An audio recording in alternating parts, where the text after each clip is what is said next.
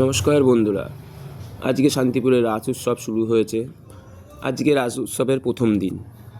আজকে আমরা প্রথম দিনে ঠাকুর দেখতে বেরিয়েছি। কিছু কিছু ঠাকুর আমরা আজকে আপনাদের সামনে তুলে ধরব। আমরা প্রথমেই গেছি মনসাতলা তিলিপাড়ায়, যেখানে আপনারা দেখতে পাচ্ছেন অনেক সুন্দর লাইটের মাধ্যমে রাস্তাটা সাজানো হয়েছে।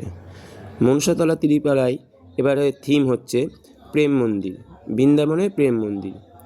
এই পুরো মন্দিরটি তৈরি হয়েছে ফেলে দেওয়া চামচ এবং থার্মোকল দিয়ে। খুব অপূর্ব সুন্দর দেখতে একটা মন্দির আপনাদের সামনে তুলে ধরেছি। এই মন্দিরটিতে অনেক আলোর কাজ করা হয়েছে এবং বহু দূর দূর থেকে মানুষ দেখতে আসছে। এই যে ঢোকার রাস্তা, মন্দিরে ঢোকার রাস্তাটাও কি সুন্দরভাবে লাইটিং দিয়ে সাজিয়েছে, আপনারা দেখুন। এই মন্দিরে পূজিত হয় নারায়ণ ঠাকুর, শ্বেত নারায়ণ। এই নারায়ণ ঠাকুরটি অবশ্যই মাটি দিয়ে তৈরি এবং পুরো মণ্ডপ সজ্জাটা দেখুন, আপনারা দেখতে পাচ্ছেন কি সুন্দর ফেলে দেওয়া চামচ, প্লাস্টিকের যে চামচগুলো আমরা ফেলে দিই ঘুগনি বা চাউমিন খেয়ে, সেই চামচ দিয়ে তৈরি করা হয়েছে। অপূর্ব সুন্দর কারুকার্য আর কিছু কিছু শোলা দিয়ে এই মন্দিরটি তৈরি করেছে। এই মন্দিরটি তৈরি করতে চাকদার একটা শিল্পী তৈরি করার পুরো দায়িত্বভার নিয়েছিলেন। এরপর চলে আসলাম আমরা লিডার্স ক্লাবের পুজো মণ্ডপে। লিডার্স ক্লাব এবার তাদের 75 বছর পূর্ণ করেছে, তাদের নারায়ণ পুজো। এবারে তাদের থিম হচ্ছে আলো দিয়ে সাজানো পুরো মণ্ডপ। এই মণ্ডপটা তৈরি করতে কোনো বাঁশ, ত্রিপল কিছুই ব্যবহার করা হয়নি। শুধু পিভিসি পাইপ এবং টুনি ডুম এবং বড় বড় ডুম লাগিয়ে আলোর মাধ্যমে এই মণ্ডপটি ফুটিয়ে তোলা হয়েছে। এখানে যে ঠাকুরটি পূজিত হচ্ছে 75 বছর এবার যেহেতু এদের পুজো, সেই কারণে এই পুজোতে অনেক পরিমাণে অর্থব্যয় এরা করেছে। মন্দিরটি দেখতে খুবই সুন্দর এবং এই যে দেখুন বাঁশের চাঁচারির মধ্যে ডুম লাগিয়ে কি সদৃশ্য মণ্ডপসজ্জা এরা তুলে ধরেছে দর্শকদের সামনে। এই লিডার্স ক্লাবের পুজো দেখতেও প্রচুর মানুষের ভিড় হচ্ছে। আপনারা দেখতে থাকুন, আরও আপনাদের অনেক ঠাকুরের দর্শন আজকে আমরা করব।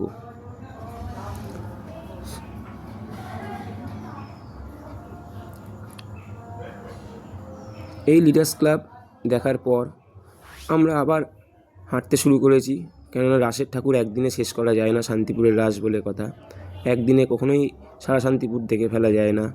আজকে যে কটাই আপনাদের সামনে তুলে ধরলাম সে কটাই আপনাদেরকে দেখাচ্ছি। এরপরে আসছে তিলিপাড়া রাধাকৃষ্ণ। এরা প্রতি বছর ঠাকুরের নানা রকমভাবে স্টাইল দিয়ে তৈরি করে থাকে। এবার যেমন করেছে ফুলদানি, মাটির বিশাল বড় ফুলদানিতে এরা ঠাকুরের মুখ, কৃষ্ণের মুখ তুলে ধরেছে। পুরো হাতের কাজ কৃষ্ণনগরের শিল্পী দিয়ে করেছে। এরপরে এসছে তেমাথা সংঘ। এই তেমাথা সংঘর ঠাকুরটা করেছে হচ্ছে পুরোপুরি চকলেট দিয়ে, খাওয়ার চকলেটের প্রতিমা বলতে পারেন। এরপর এসছি আমরা আদর্শ ক্লাব, তিলিপাড়ায় আদর্শ ক্লাব। এখানে দেখুন, আপনি গেলে আপনার ছোটোবেলার স্মৃতি মনে পড়ে যাবে। আমরা ছোটোবেলায় যেসব ডান্ডাগুলি, তারপর এই যে কাবাডি, কিতকিত এসব খেলতাম, সেই সব খেলাগুলোই এখানে তুলে ধরেছে পুতুলের মাধ্যমে এবং সিনারির মাধ্যমে। এই যে সিনারিগুলো আপনারা দেখতে পাচ্ছেন, এগুলো সব পাটকাঠি এবং বাঁশপাতা, নারকেলের ছোকলা এইসব দিয়ে তৈরি করেছে শিল্পী। এখানকার শিল্পী তিনি এখানকার লোকালেই বাড়ি। ইনি খুব সুন্দর আঁকা শিল্পী। তিনি এই মন্দিরটা তৈরি করেছেন, প্যান্ডেলটা তৈরি করেছেন। এখানকার ঠাকুরটাও দেখতে খুব অপরূপ সুন্দর। আপনারা দেখতেই পাচ্ছেন কি সুন্দর একটা কৃষ্ণ। এছাড়াও দেখুন এখানে এই যে আমরা গুলি খেলতাম ছোটোবেলায়, তারপর এই যে আমরা গরু চড়াতো ছোটোবেলায়, সব ছেলেপুলেরা যে গরু চড়াতো। তারপর এখানে কানামাছি, ভো যাকে ইচ্ছে তাকে ছো, এইসব যে খেলাগুলো যেগুলো এখন প্রায় বিলুপ্ত হয়ে গেছে, সেই খেলাগুলোই এখন কিন্তু এখানে তুলে ধরা হয়েছে। এই যে খেলাটার নামটা আমি এখন মনেই নেই। ছোটোবেলায় কত খেলেছি কিন্তু আমার এখন মনে নেই। আপনারা যদি জানেন তো কমেন্ট করে জানাতে পারেন। এখান থেকে দেখার পর এরপর আমরা গেলাম ডাকঘর মোড়ে। এখানকার প্যান্ডেলের চিন্তাধারা হচ্ছে আলোর মাধ্যমে এরা সব কিছু সাজিয়ে তুলেছে। সাবেকি আনা প্রদীপ দিয়ে জ্বালিয়ে, প্রদীপটা অরিজিনাল নয়, প্রদীপটা সম্পূর্ণ লাইটিংয়ে, কিন্তু এখানকার ইয়েরা খুব চিন্তাভাবনা খুব ভালো। আলো এবং গামছা এই দুটো দিয়েই পুরো মণ্ডপটা সাজিয়েছে। আপনারা দেখুন কি সুন্দর লাগছে মণ্ডপটা, এবং ঠাকুরটাও খুব সুন্দর লাগছে। এরপরে গেলাম ঘোষপাড়া বারোয়ারিতে। ঘোষপাড়া বারোয়ারির থিম হচ্ছে একটা বৌদ্ধ মন্দির, কাপড়ের মন্দির, এখানে সেরকম কারুকার্য নেই। তারপরে গেলাম সবচেয়ে বড় আকর্ষণ তারামা।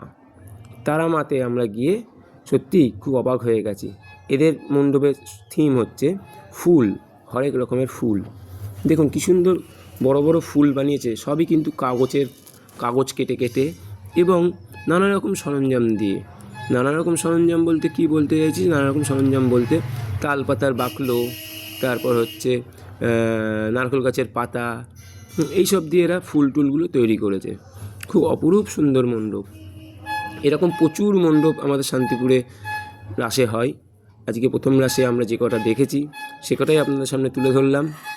নেক্সট বার মানে কালকে আমরা আবার আর একদিক বেরোবো, সেই দিকে কী কী ছবি তুলবো এবং কী কী মণ্ডপ ঘুরবো তা আপনাদের সামনে অবশ্যই তুলে রাখবো। ভিডিওটা ভালো লাগলে লাইক, শেয়ার, কমেন্টস করে দেবেন। ধন্যবাদ।